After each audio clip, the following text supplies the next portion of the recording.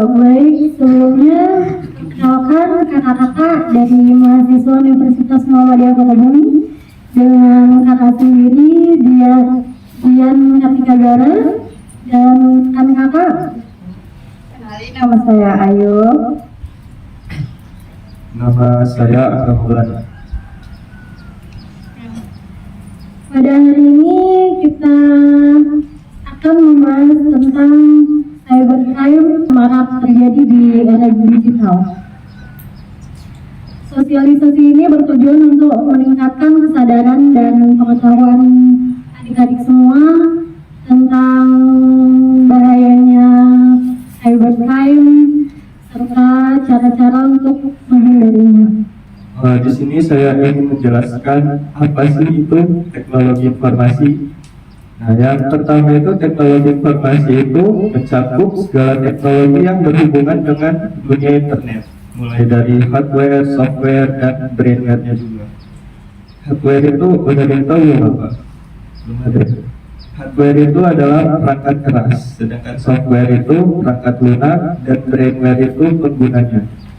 Perangkat keras itu contohnya seperti handphone, komputer, laptop, itu namanya perangkat keras yang bisa kita sentuh. Sedangkan kalau software itu adalah sistemnya atau aplikasi di dalamnya. Kalau brainware itu orang yang menggunakan perangkat tersebut. Di sini berhubung temanya cybercrime. Cybercrime itu sangat erat juga dengan teknologi informasi, yang dimana sangat melekat itu dengan gadget yang adik-adik sekalian pakai. Bisa rentan sekali untuk melakukan tindak kejahatan cybercrime. Nah, untuk manfaat teknologi informasi sendiri itu sangat banyak sekali. Yang pertama itu adik-adik sekalian itu dapat mudah mengakses informasi secara luas. Nggak cuma dari satu sumber aja, dari cuma guru atau orang tua, bisa diakses ke semua jaringan. Tinggal di Google aja, semuanya udah ada semua. Yang kedua itu ada komunikasi, memudahkan kita untuk berkomunikasi secara jarak jauh. Nah, yang ketiga itu bisa mengefisiensikan bisnis. Misalkan adik-adik mau punya bisnis dagang, bisa juga jadi reseller. Sekarang TikTok aja udah bisa jadi reseller gratis kan. Nah, yang keempat itu juga ada pendidikan. Selain juga dari pendidikan formal, bisa juga kita mengakses pendidikan melalui jaringan internet. Bisa tinggal kita Google aja apa yang mau adik-adik cari, semuanya pun ada. Ada juga AI yang lebih berguna juga untuk memudahkan kita. Lalu juga bisa mengakses layanan kesehatan kayak seperti Halodoc, contoh aplikasinya. Apa yang kita cari, apa yang kita ingin tahu tentang penyakit-penyakit itu, kita bisa mendapatkan akses tersebut. Nah, terus itu juga ada tantangan tersendiri di teknologi informasi di masyarakat itu. Khususnya bagi anak di bawah umur juga kan lebih rentan terkena kayak kejahatan cybercrime yang mungkin nggak disengaja. Misalkan kayak mengakses video porno yang biasanya adik-adik muncul iklan kan banyak tuh yang kayak video-video porno kayak gitu kan aksesnya. Nah, yang kedua juga keamanan dan privasi data adik-adik ini rentan sekali untuk dicuri. Biasanya kayak mengeklik link-link yang bebas gitu.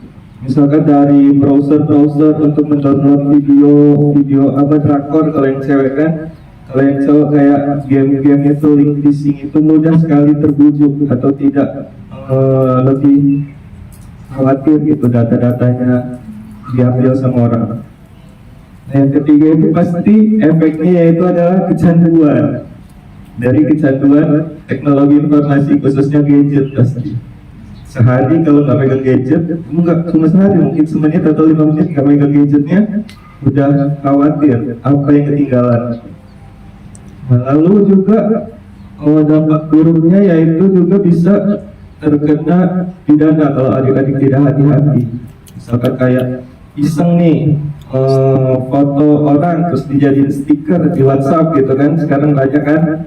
Nah, itu bisa kena tindakan UU ITE tentang apa sih namanya itu tindakan tidak menyenangkan. Nah itu juga sekarang ini lebih marak tuh. Kalau yang cewek-cewek ini biasanya gibah nih. Misalkan ada satu orang digibahin di grupnya, terus itu di screenshot, terus disebar di media sosial. Lalu si yang digibahinnya ini nggak terima. Nah itu bisa dilaporkan. Dan adik-adik juga bisa terkena dengan ini apa namanya pencemaran nama baik. Nah agar dari situ mungkin adik-adik di sini juga bisa lebih aware gitu, lebih hati-hati dalam penggunaan media sosial. Nah, lalu untuk lebih lanjutnya mengenai cybercrime akan dijelaskan oleh teman kakak. Baik, untuk cybercrime, ada yang tahu nggak cybercrime itu apa? Ada yang tahu? Kejahatan cyber atau cybercrime yaitu kejahatan yang melibatkan komputer dan jaringan. Bisa berupa serangan terhadap komputer, jaringan atau data yang seringkali bertujuan untuk mencuri informasi, uang, atau merusak sistem. Cybercrime ini salah satu jenis kejahatan yang perlu mendapatkan perhatian serius. Melalui sosialisasi ini, kita ingin mengajak adik-adik untuk lebih waspada dan proaktif dalam menghadapi cybercrime. Nah, di sini banyak ada jenis-jenis cybercrime, yaitu ada hacking. Hacking itu seperti mencuri, mengubah atau merusak data. Itu ada phishing, penipuan yang mencoba mendapatkan informasi sensitif seperti kata sandi atau nomor kredit dengan menyamar sebagai entitas yang terpercaya. Lalu ada malware, lunak berbahaya seperti virus, worm atau trojan yang dirancang untuk merusak, mengganggu atau mengambil alih sistem komputer. Ransomware yaitu jenis malware yang mengekspresi data korban dan meminta tebusan untuk mengembalikan akses ke data tersebut. Kemudian ada identity theft, yaitu pencurian identitas dengan menggunakan informasi pribadi seseorang untuk melakukan penipuan atau kejahatan lainnya. Selanjutnya yaitu ada cyberbullying, yaitu penggunaan informasi untuk melecehkan, mengancam, atau mempermalukan orang lain. Selanjutnya ada dampak cybercrime dari segi finansial, yaitu seperti pencurian uang, penipuan kartu kredit, atau pemerasan. Terus ada privasi, pelanggaran privasi ini melalui pencurian data pribadi atau informasi sensitif. Selanjutnya ada reputasi, kerusakan reputasi individu, organisasi akibat serangan cyber. Di cybercrime ini ada beberapa upaya pencegahannya. Yang pertama, edukasi dan kesadaran. Edukasi dan kesadaran ini untuk meningkatkan masyarakat tentang ancaman cybercrime dan cara melindunginya. Ya, seperti kita ini. Terus yang kedua, keamanan sistem. Keamanan sistem yaitu menggunakan perangkat lunak, antivirus, firewall, dan perangkat keamanan yang baik. Yang ketiga, peraturan dan hukum. Peraturan dan hukum yaitu penegak hukum dan regulasi yang ketat untuk menangani dan menghukum pelaku cybercrime. Keempat, kerjasama internasional. Kolaborasi antar negara untuk menangani kejahatan cyber yang seringkali bersifatnya lintas batas. Adapun sumber-sumber hukum dari cybercrime sendiri ini yaitu dari UU ITE, yaitu Undang-Undang Informasi dan Transaksi Elektronik. Ada yang tahu? UU ITE itu apa? Tidak tahu. Ada ya? UU ITE itu merupakan sumber hukum utama yang mengatur kejahatan dunia maya di Indonesia. Undang-undang ini mengatur berbagai aspek terkait penggunaan teknologi informasi dan transaksi elektronik, termasuk tindak pidana cybercrime. Di dalam UU ITE tersebut terdapat pasal-pasal yang melarang tindakan seperti penyebaran konten negatif, penipuan online, dan peretasan data. Dan yang kedua ada KUHP, yaitu Kitab Undang-Undang Hukum Pidana. Kitab Undang-Undang Hukum Pidana itu sumber hukum lain yang berperan dalam penanganan cyber atau KUHP. Meskipun KUHP tidak secara khusus mengatur kejahatan dunia maya, namun beberapa pasal di dalamnya dapat digunakan untuk menjerat pelaku cybercrime. Misalnya pasal tentang penipuan, pencurian identitas, dan pencemaran nama baik. Penegakan hukum yang efektif yaitu seperti polisi dan aparat penegak hukum harus memiliki pengetahuan dan keterampilan yang memadai dalam menangani kejahatan dunia maya. Selain itu, kerjasama dengan pihak swasta dan lembaga internasional juga harus ditingkatkan. Kesadaran masyarakat juga menjadi faktor penting dalam penanganan cybercrime. Masyarakat harus mengerti dan mampu melindungi diri mereka sendiri dari ancaman kejahatan dunia maya. Cybercrime bisa menyebabkan kerugian finansial yang besar pada korban, seperti penipuan online, peretasan, dan skimming, bisa membuat korban kehilangan uang atau aset lainnya. Hal ini bisa sangat merusak keuangan korban dan membuatnya kesulitan untuk memulihkan kerugian tersebut. Cybercrime juga bisa menyebabkan kerusakan pada reputasi, gangguan layanan, dan masalah psikologis dan emosional pada korban. Contoh kasus itu yang sering kita temui di cybercrime itu yang pertama itu illegal access. Illegal access itu yang dimana orang lain itu bisa mengakses account kita, misalkan akun Instagram kita. Orang lain itu bisa mengakses melalui handphonenya tanpa pengetahuan kita, itu namanya illegal access content. Nah, yang kedua itu telemarketing. Mungkin di sini ada kawan-kawan atau teman-teman yang tidak sadar bahwa datanya sebenarnya telah diambil. Kenapa bisa saya katakan seperti itu? Pernah nggak teman-teman mengalami di WhatsApp tiba-tiba ada yang mengirimkan kayak menawarkan jasa asuransi, atau tiba-tiba ada dari orang iseng mengatasnamakan perusahaan seperti Dana atau BRI dan mengasih link atau kode referral yang harus kita klik gitu. Nah, itu salah satu contoh data teman-teman sebenarnya sudah diambil, namun tidak terasa gitu, tidak ada dampaknya. Mungkin sekarang tidak ada dampaknya, namun yang saya tahu bahwa data kita itu sangat penting. Kenapa? Karena bisa disalahgunakan oleh yang mengambilnya. Apa sih yang disalahgunakan itu datanya? Misalkan kita bisa juga orang itu mengambil data kita untuk melakukan penipuan, yang dimana data kita yang akan tercantum di dalam sistemnya bukan nama dia. Yang kedua juga bisa dipakai dalam pencucian uang. Nah, ini yang sangat berbahaya di sini. Pencucian uang itu sangat parah bawahnya. Yang ketiga juga itu nama kita juga bisa dipakai dalam jual beli atau jual beli narkoba kayak gitu, bisa dipakai untuk yang tidak baik lah. Nah, nanti nama kita yang menjadi jelek. Nah, yang kedua itu ada juga yang namanya phishing, contoh kasusnya. Apa sih itu phishing? Phishing itu adalah link yang dimana teman-teman jika mengisi link tersebut, maka data-data teman-teman yang telah diisi di link itu akan masuk ke orang yang mengasih link itu. Kenapa sih kita harus menjaga data kita itu? Nah, link ini juga kan bisa teman-teman itu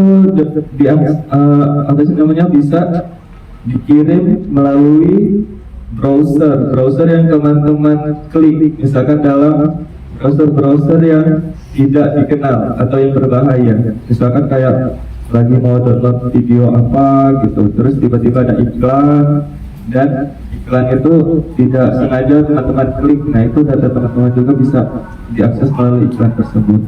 Jadi kesimpulan dari cybercrime ini yaitu merupakan kejahatan di dunia maya. Sumber hukum di Indonesia yang menangani kasus cybercrime yaitu seperti UU ITE dan KUHP, memberikan landasan hukum yang kuat untuk melawan kejahatan dunia maya.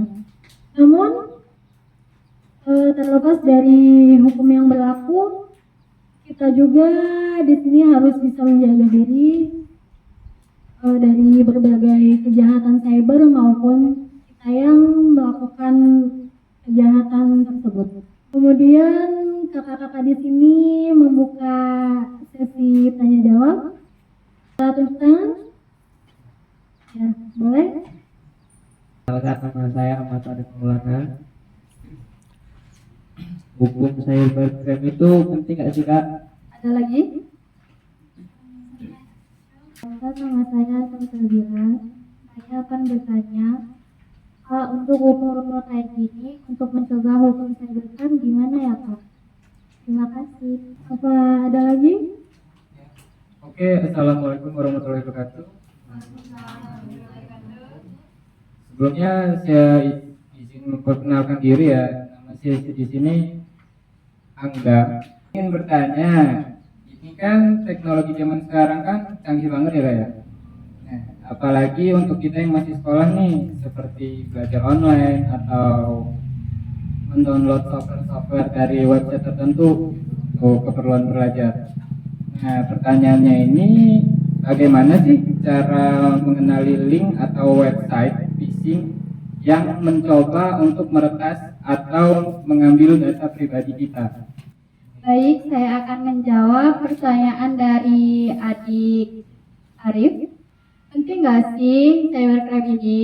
Penting banget karena dampaknya sangat merugikan individu, organisasi, dan bahkan negara. Mengapa alasan cybercrime itu penting? Yaitu dari segi kerugian finansial. Terus itu ada kerusakan reputasi, terus itu gangguan aktivitas. Oleh karena itu penting bagi kita semua untuk memahami cybercrime dan mengambil langkah-langkah untuk melindungi diri dan organisasi kita dari ancaman ini. Itu saja. Selanjutnya kakak akan menjawab pertanyaan dari adik Salsa, yaitu pertanyaannya, gimana sih cara mencegah cybercrime di kalangan remaja? Caranya yaitu jangan mudah percaya. Jangan mudah percaya itu kita harus waspada. Selanjutnya, jangan bagikan data informasi pribadi, gunakan kata sandi untuk semua akun. Kalau maksudnya itu jangan gunakan kata sandi yang sama gitu. Jadi setiap akun itu harus beda-beda. Jadi kalau ada misalnya ada salah satu akun sosmed kalian diretas orang atau apa dan kata sandi kalian ketahuan, itu bisa saja sosmed yang lain juga ketahuan bisa diretas orang juga gitu. Pertanyaan selanjutnya yaitu bagaimana sih kita mengenali link phishing ketika kita sedang mendownload atau belajar online. Yang pertama di sini kita harus tahu tujuan phishing itu apa. Tujuan phishing itu yang pertama adalah mengambil data sensitif. Data sensitif itu yang dimaksud tentang alamat kita, terus itu kayak rumah kita di mana, rekening bank, terus itu password atau ID. Nah, itu tujuan dari phishing. Nah, cara mengenalinya bagaimana sih? Gampang. Yang pertama itu kita bisa mengenalinya itu dengan link yang sus atau kayak yang tidak dikenal. Misalkan tiba-tiba ada orang yang mengirim link ke kita, suruh mengeklik dan di dalamnya itu tercantum kayak form-form yang tidak bisa kita masukkan data kita di situ. Sangat sensitif. Misalkan kayak selamat Anda mendapatkan dana berapa ratus juta atau berapa puluh juta. Nah, kita di situ untuk disuruh memasukkan rekening bank kita atau rekening akun Dana kita. Nah itu kan sangat janggal kan. Itu yang pertama ciri-cirinya. Terus yang mengenai mendownload atau belajar di online, usahakan apa yang kita akses itu terpercaya. Misalkan kayak link atau aplikasi, usahakan yang sudah terkenal. Biasakan kita riset dulu apa nih aplikasinya, terus itu apa nih yang harus kita download. Jangan asal-asal download dengan link yang orang lain kirim. Terus itu cookie itu atau seperti data cache-nya, usahakan kita tidak menerimanya gitu. Nah, mungkin itu saja sih antisipasi yang dapat kita lakukan ketika kita belajar online dan mendownload aplikasi online dari guru-guru kita atau dosen-dosen kita yang menyuruhnya. Itu saja yang dapat kami sampaikan. Terima kasih untuk adik-adik sekalian yang sudah menyempatkan hadir di siang hari ini. Kami di sini, kita di sini sharing ya. Jadi kalau ada salah kata, kakak-kakak di sini minta maaf. Kakak akhiri. Astagfirullahaladzim. Wassalamualaikum warahmatullahi wabarakatuh.